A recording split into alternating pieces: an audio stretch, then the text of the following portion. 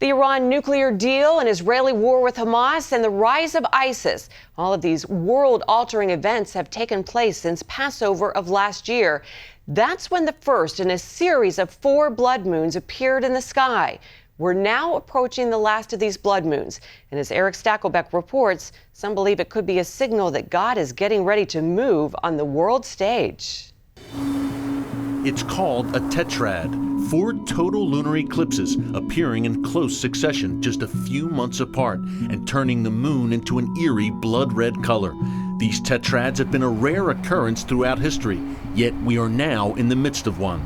It began in April 2014 on the Jewish holiday of Passover, when the first blood moon appeared. Soon we'll see the final blood moon on September 28th during the Jewish Feast of Tabernacles. The final blood moon comes as a nuclear deal with the Iranian regime is being finalized, a deal that could lead to a Middle East war. The day America turns its back on Israel will be the day God turns his back on America. And the day we validate this Iran nuclear deal as signed, sealed, and delivered will be the day we stick our finger in the eye of God. Pastor John Hagee is author of the best-selling book 4 Blood Moons and appears in a recent film of the same name.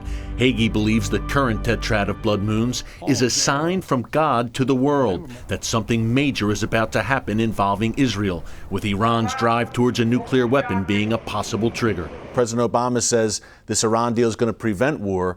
Seems like it may be doing the opposite. Do you think we're heading towards another big Middle East war potentially?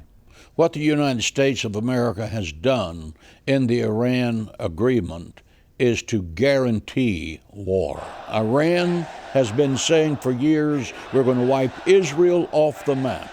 They had the will to do it. Now that the Obama administration has paved the way for them to get a nuclear weapon, they've given Iran the power to do it. Hagee notes that the 3 previous tetrads of blood moons, all falling on Jewish feast days, have coincided with major events for Israel and the Jewish people.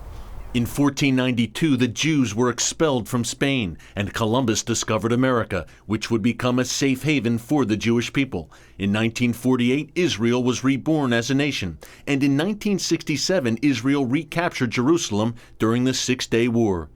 Blood moons are mentioned in Scripture, including in the book of Joel, the book of Revelation, and the book of Acts. The prophet Joel writes the words, "And I, the Lord, will cause the sun not to give its light," that's a solar eclipse, "and the moon shall turn to blood before the great and notable day of the Lord." Genesis 1:14 said God is using the sun, moon, and stars to send signals to mankind. God used the stars to cause the Magi to find Jesus Christ.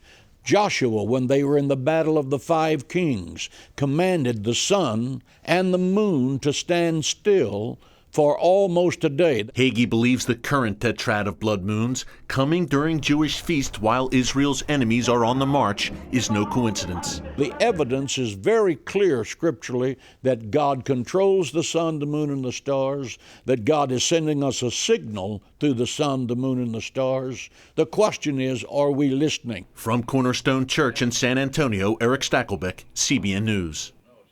And Gordon, the 4th blood moon will be on September 28th. That's quickly approaching. What are your thoughts on this? My thought is we need to pay attention to the calendar of the festivals. And the current festival we're in, this is the Days of Awe, Rosh Hashanah, leading up to Yom Kippur, the Day of Atonement. And in that, the Jewish people, and I would say all believers everywhere need to follow this. We examine ourselves. We spend time living in tabernacles, understanding that our time here on earth is very short. We are just sojourners here. And are we ready to meet him? And the Vidui prayer that is prayed every Yom Kippur, I encourage everyone to do that inventory. Are you right with God? Are you living in accordance with his precepts? Are you doing things from the heart that are an abomination to him? And if you are, turn from that and turn to him. This is a wake-up call for all of us to say, are we right with God? Are we ready for His return? And if we are, then let's look to the heavens. That's what Jesus said. When you see these various signs, look to the heavens, for your redemption draws nigh.